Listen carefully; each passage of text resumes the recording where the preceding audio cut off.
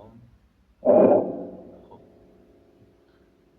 میرسیم به این تحریر شما. ابر اگر آب زندگی بارد. الف ببینید یه حالت اسم مانندی قبلا خدمتشون گفتم. به این حالت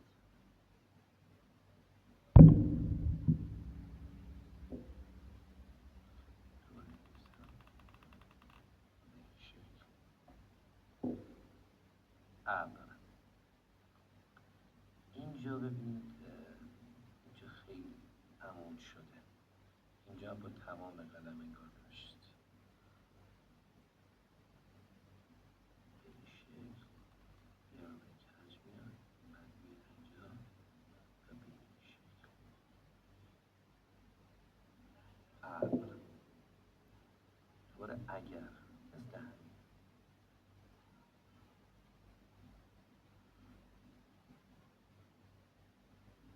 یه الف اینجا می‌نویسیم. ابر اگر.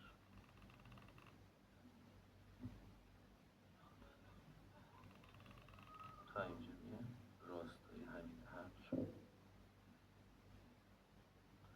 ببینید به این شکل میاد، به این شکل مورب، بعد میاد پایین و به این شکل.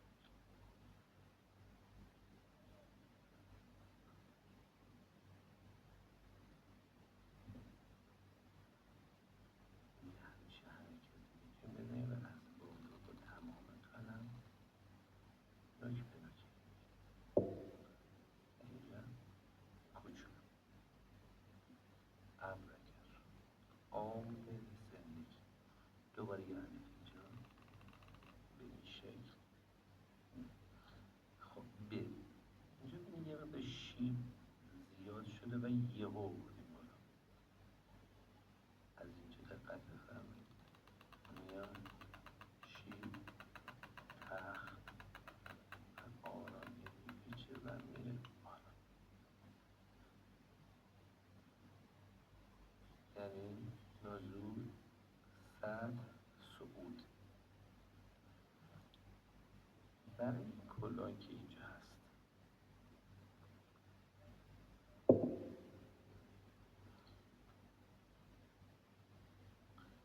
ببینید میاد یه مقداری کوچولو بالا و میاد به این شکل. اینجا هم میخوام تحلیل بکنم. به این شکل میاد، دوباره یه کوچولو بالا و به این شکل. آب زندگی.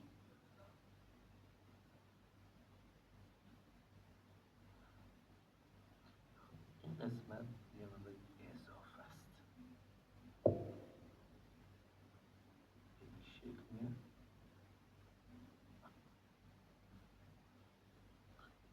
همین هم درسته.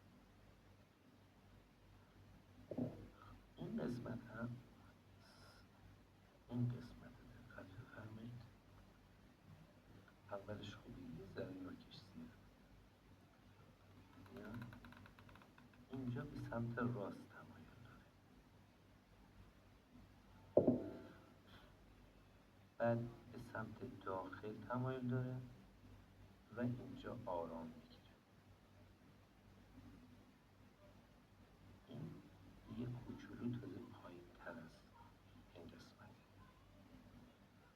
و این ره رو تغییر میدن. ببینید زندگی، این حرکت اینجا خیلی کوتاه شده و این یه مقداری بزرگ شده و این به همین شکل. یه بار دیگه براتون میرسم. این شیب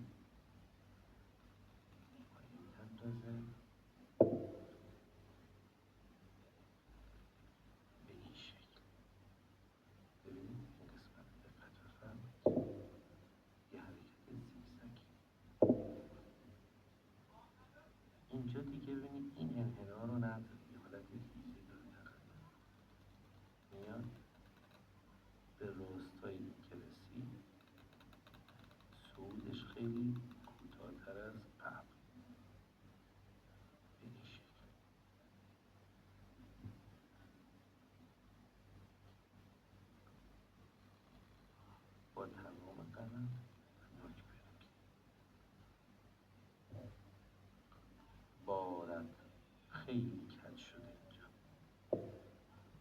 اینجا خیلی کجه. ر خوبه، یه کوچولو اضافه. اینجا خیلی صاف شده، باید یه مقدار انحنا بدید. دقت بفرمایید.